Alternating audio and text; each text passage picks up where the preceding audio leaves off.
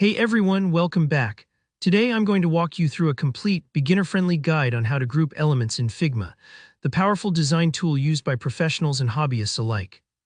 By the end of this tutorial, you'll not only understand how to group and ungroup your designs quickly, but you'll also see why this super simple technique can save you tons of time and keep your workflow smooth and organized. Let's jump right in. Imagine you have some images on your Figma canvas, maybe some icons, photos, or shapes you've already placed for your project. But what if you want to add some text alongside these images, maybe to label them or give a bit of context? Well, you can easily do that. Simply grab the text tool over on the left or hit the T key on your keyboard, then click anywhere on the canvas and start typing. For example, you could add a title, a label, or a short description, whatever makes sense for what you're building. Once your text is written and you've got all your elements, images, shapes, and your new text lined up the way you like, it's time to bring them together.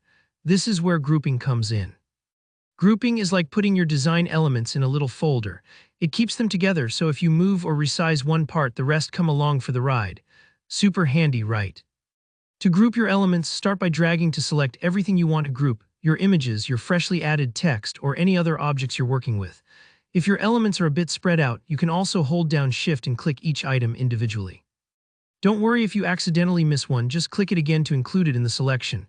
Now, with everything highlighted, right-click anywhere on the selection. You'll see a menu pop up. Just scroll down and find Group Selection. Go ahead and click it. Just like that, your items are grouped together. You'll notice that when you move, resize, or adjust this group, every single item inside it sticks together perfectly. It's like bundling up all your design pieces so they stay connected as you keep working. Grouping might seem like a simple feature, but it makes organizing your designs way easier, especially as your projects get bigger and a little more complex.